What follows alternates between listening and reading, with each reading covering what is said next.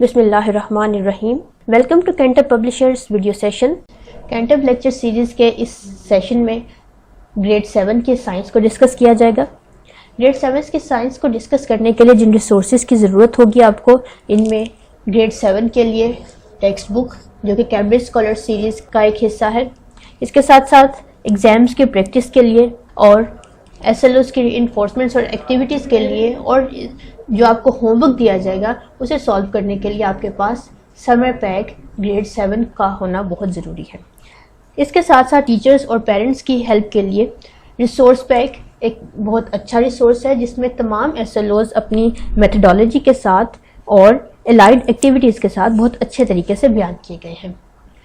Resource pack और summer pack cantabpublisher.com की website पे सॉफ्ट फॉर्म में इजीली अवेलेबल है। Our today's lecture is from Science of Grade 7. It's our 5th lecture from Chapter 2. In the previous lecture, we have discussed the technologies that were used to cure the dysfunctional body parts, especially in circulatory system. And now we are going to study the disorders of circulatory system which are caused due to diet. Through this lecture, the SLO that we will achieve is find out that some disorders in human transport system can be affected by diet. It means that we have to find out the effect of diet on our circulatory system. We'll find the topic on page 20 and the topic 2.5. हम different तरह की diet लेते हैं। हर तरह की diet अपना एक specific effect रखती है बॉडी पे। कुछ डाइट्स एनर्जी बूस्टिंग के लिए होती हैं, कुछ डाइट्स हमें प्रोटीन फ्राहम करती हैं जो कि हमारे टिश्यूज़ की रिपेयरिंग के लिए बहुत ज़रूरी हैं।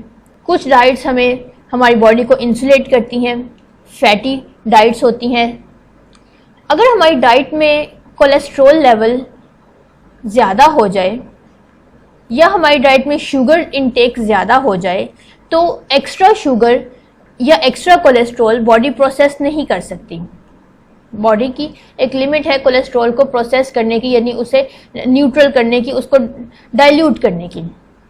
अगर ये कोलेस्ट्रॉल या शुगर लेवल एक सर्टेन अमाउंट से, सर्टेन लिमिट से ज़्यादा हो जाए तो हमारे सेल्स उस एक्स्ट्रा कोलेस्ट्रॉल या शुगर को प्रोसेस आउट नहीं कर सकते।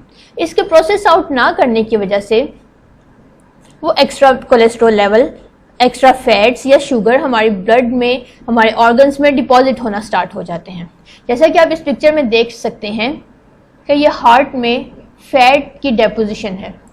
एक तो ये हार्ट के ऊपर फैट की डेपोजिशन है, दूसरा इस आर्टरी में भी हार्ट की डेपोजिशन है। अगर आप इस पिक्चर को गौर से देखें तो ये एक नॉर्मल हेल्दी आर्टरी है, लेकिन एक्स्ट्रा डिपॉजिट लिपिड की या फैट्स की एक्स्ट्रा डेपोजिशन की वजह से ब्लड का पाथ नैरो बनता जा रहा है, नैरो होता जा रहा है। अब ब्लड फ्लो अगर नैरो होता चला जाएगा तो अल्टीमेटली क्या होगा कि बॉडी ये आर्टरी जिस ऑर्गन के साथ या जिस टिश्यू के साथ कनेक्टेड है उसको प्रॉपर अमाउंट में ब्लड नहीं मिल सकेगा, और प्रॉपर अमाउंट में ब्लड ना मिलने की वजह से वो ऑर्गन या वो टिश्यू डिसफंक्शनल हो सकता है। क्योंकि हमारे तमाम बॉडी पार्ट्स को, तमाम सेल्स, तमाम टिश्यूज़ को ऑक्सीजन की, न्यूट्रिएंट्स की सप्लाई बहुत ज़रूरी है, और न्यूट्रिएंट्स और ऑक्सीजन की सप्लाई के लिए कैरियर ब्लड है।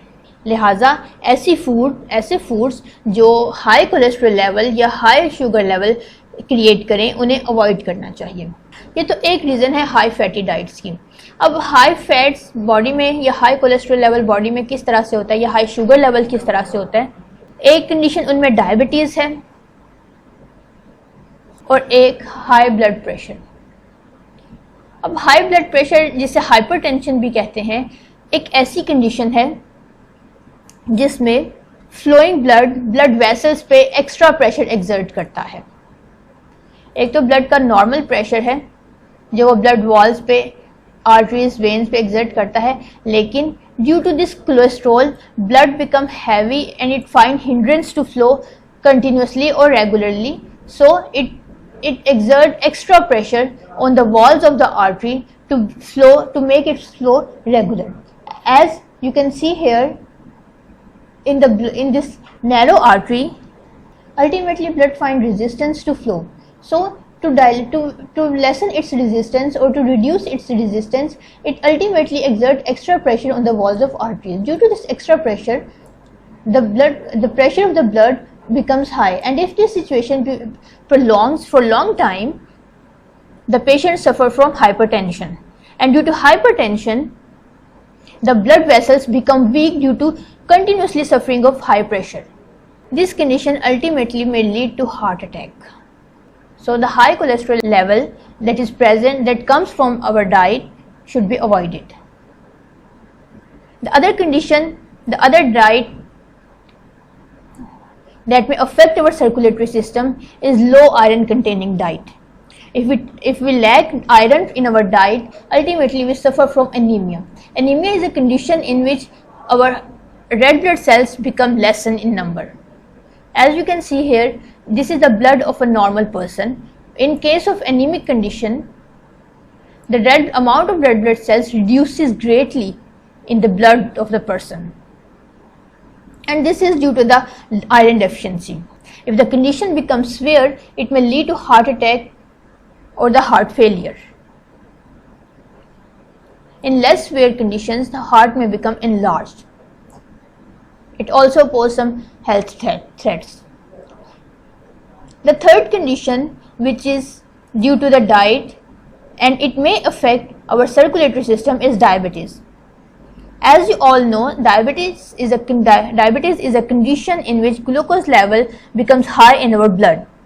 The diabetic patient possesses high glucose level in the blood that damages the blood vessels.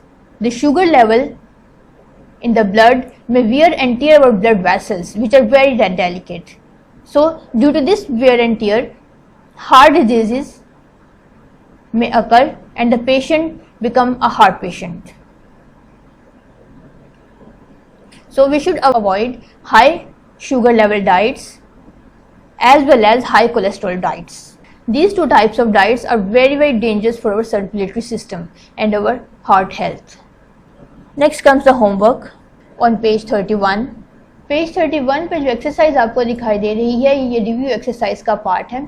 इस रिव्यू एक्सरसाइज में से हम पार्ट सी सॉल्व करेंगे और पार्ट सी का जो क्वेश्चन हम सॉल्व करेंगे वो है क्वेश्चन नंबर 5, जो कि है find out that some disorders in human transport system can be affected by diet. आपने वो तमाम डिसऑर्डर्स फाइंड आउट करने हैं जिन्हें डाइट अफेक्ट कर सकती है, जैसा कि कोलेस्ट्रॉल लेवल, जैसा कि शुगर लेवल, जैसा कि आयरन डेफिशिएंसी वगैरह. ये तमाम डिसऑर्डर्स अभी आपने पढ़ी हैं. आप इनको अपने वर्ड्स में विद डायग्राम विदाउट डायग्राम आप एक्सप्लेन करेंगे. Next comes the summer pack. Summer pack में से आप चैप्टर 2 खोलिए और एक्टिविटी 2.3 सॉल्व करें. एक्टिविटी 2.3 है कि right your understanding about the given picture in terms of heart disorder. आपको एक पिक्चर दिखाई गई है और एक ब्लॉक्ड कॉर्नरी आर्टरी है. कॉर्नरी आर्टरी मैं दोबारा बताते चलूं कि ऐसी आर्टरी है जो which is related to heart और which is present in the heart. Coronary artery है जो कि ब्लॉक हो चुकी है. इस पिक्चर को देख के आप क्या अंडरस्टैंड कर पाते हैं कि ये आर्टरी क्यों ब्लॉक. इसमें आप लिखेंगे कि आर्टरी क्यों ब्लॉक हुई, यानी कॉजेज बयान करेंगे, इसके इफेक्ट्स बयान करेंगे कि आर्टरी के ब्लॉक होने की वजह से किस तरह के इफेक्ट्स हो सकते हैं, और इसका पॉसिबल ट्रीटमेंट बताएंगे कि आप इस ब्लॉक्ड आर्टरी को कैसे नॉर्मल फ्लो, ब्लड का फ्लो रेगुलेट कर सकते हैं. सो ये एक्टिविटी आप सॉल्व करेंगे. इसके बाद आए अपने एमसीक्यू सेक्शन की तरफ समर पैक में.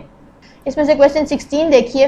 Heart attack is the blockage of arteries due to protein molecules, cholesterol, carbohydrates और माइक्रो ऑर्गेनिज्म. आर्टरीज के ब्लॉक होने की वजह से हार्ट अटैक हो सकता है. आर्टरीज के ब्लॉक होने की वजह क्या हो सकती है? क्या ये कोलेस्ट्रॉल है, क्या ये माइक्रो ऑर्गेनिज्म की डेपोजिशन है, या कार्बोहाइड्रेट्स या प्रोटीन मॉलिक्यूल्स की डेफिनेशन है, डेफिशिएंसी है. जो भी राइट आंसर है आप उसको फाइंड करने के बाद उसका आंसर लिखेंगे, उसकी रीज़न बताएंगे कि आपने ये आंसर क्यों चूज़ किया और आपका आंसर क्यों सही है. नेक्स्ट आ जाएं अपने समर पैक में क्वेश्चन आंसर सेक्शन की तरफ. इसमें आप क्वेश्चन नंबर 15 सॉल्व करेंगे. How will you prove that diabetic patients are prone to heart diseases. कहा जाता है कि जो डायबिटिक पेशेंट्स हैं उन्हें हार्ट डिजीजेज, उनमें हार्ट रिस्क ज़्यादा हो जाता है. ऐसा क्यों है? आप इसकी रीज़न बताएंगे. अभी आपने पढ़ा कि आज के लेक्चर में ही आपने डायबिटीज़ को डिस्कस किया कि डायबिटिक पेशेंट्स हार्ट डिजीजेज के लिए क्यों फेवरेट होते हैं. आप इसकी रीज़न लिखेंगे. यहाँ हमने अपना सर्कुलेटरी सिस्टम कंप्लीट कर लिया है. सर्कुलेटरी सिस्टम के कंप्लीट करने के साथ हमने ह्यूमंस में ट्रांसपोर्ट सिस्टम को भी कंप्लीट पढ़ लिया है, अच्छे से समझ लिया है. I hope you have been able to achieve all the SLOs. Next we will discuss the transport system in plants in the same way. Thank you very much.